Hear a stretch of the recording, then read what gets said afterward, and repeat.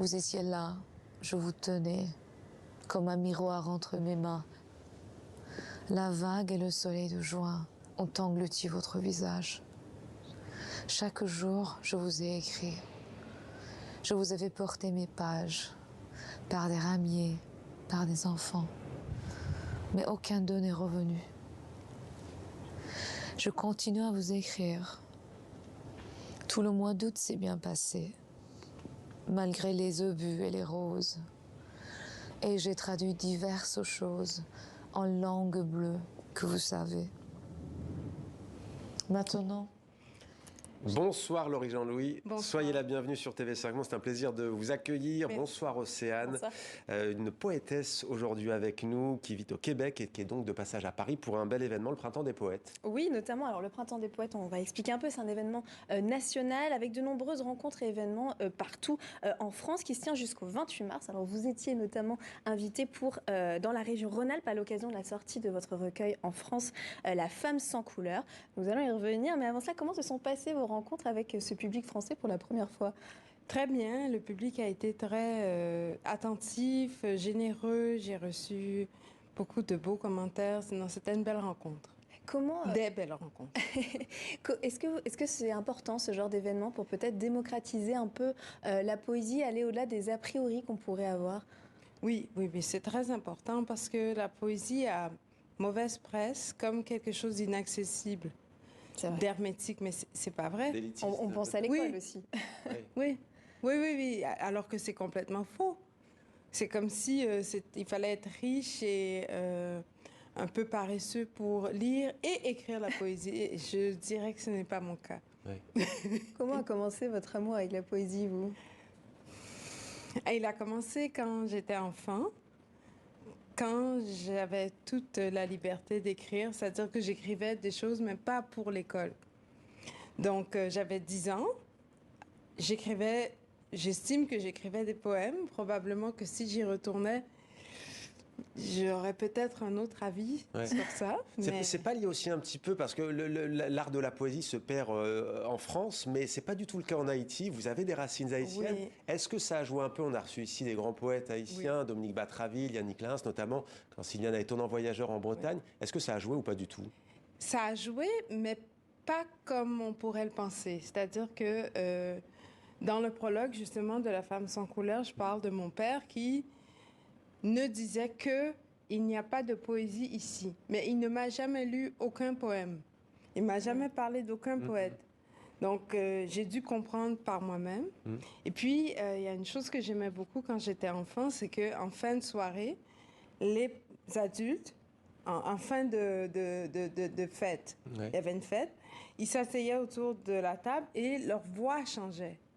Ils parlaient d'Haïti. Et ça, j'aimais ça. Ouais. Il y avait une forme de poésie. Oui, il y en avait beaucoup. Il y a ce titre, Océane, qui est assez frappant aussi. Bien sûr, et La femme sans couleur, qu'est-ce que vous avez voulu dire par ça? Sans couleur, alors sans C-E-N-T, bien sûr, comme le nom. J'ai voulu dire ce qui est écrit dans mon prologue, c'est-à-dire que cette femme sans couleur est venue et elle m'a dit tout de suite, alors, il va falloir me prendre avec toutes mes couleurs ou sans aucune. C'est ça. Alors, c'est sans, C-E-N-T. Avec l'abondance ou avec le manque, l'exclusion. Ouais. Exactement, oui, c'est ça. Alors, ce livre est sorti en 2020 au Québec et il a été ovationné par la critique. Vous avez reçu le prix des libraires, l'œuvre de la relève à Montréal, ainsi que le prix de l'artiste émergent des couleurs primaires. C'est votre premier recueil, c'est important de le préciser. Comment vous avez vécu tout ça? Comment vous l'avez vécu? Oui, vu. J'étais à la fois absolument surprise et très heureuse. Je ne pensais pas en écrivant que mes mots allaient toucher autant. Vraiment, j'ai été... Et je me suis dit, eh bien, OK, alors ça m'a donné confiance. Ça m'a donné beaucoup confiance. Et il est publié donc depuis mars en France aussi. À travers ces poèmes, vous abordez la question de conditions féminines, vous abordez la question de race aussi, toujours avec des mots doux. La poésie permet justement aussi de faire passer ce genre de message? Oui, parce que je pense que le ton de la colère ou même de la peine n'est pas accessible. Pour moi, la poésie, c'est comme de la traduction. C'est-à-dire que je me dis, si tu avais à chanter ta peine, qu'est-ce que tu chanterais? Qu'est-ce que tu dirais? Parce que si tu cries ou si tu pleures, à la limite, on pourra te tendre un papier, mais si tu cries, personne ne va t'entendre. Mon pas est léger en ce monde, ne me ment pas, je vois. Oui. Et peut-être que vous pouvez nous en lire un d'ailleurs, pour Oui. comprendre vos propos. Oui. Je figure. Je suis figurante. Ma couleur parle pour moi. La figurante n'a pas de réplique. Le prétexte est la couleur. La couleur parle sans moi. Elle ne dit rien d'ailleurs. Je ne comprends pas. C'est un vieux costume colonial, un vieux costume neuf. Les fantômes ne dorment pas. En une minute peut-être, c'est vrai qu'il y a ce mot colonial, vous êtes natif du Québec. Oui. Quel est votre rapport aujourd'hui à Haïti, un pays qui vit des moments douloureux? Aujourd'hui, 4,5 millions de personnes, c'est ce que dit l'ONU, menacées de famine. On a eu l'assassinat d'un président, Jovenel Moïse, l'été dernier. C'est un rapport difficile. C'est étrange parce que c'est un rapport à la fois rêvé mais réel. Rêvé parce que ma mère me parlait beaucoup d'Haïti.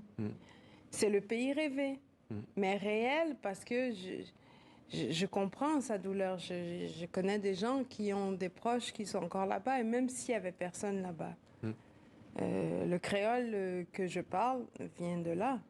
Merci, merci infiniment Laurie Jean-Louis d'être venu sur notre plateau sur donc l'idée.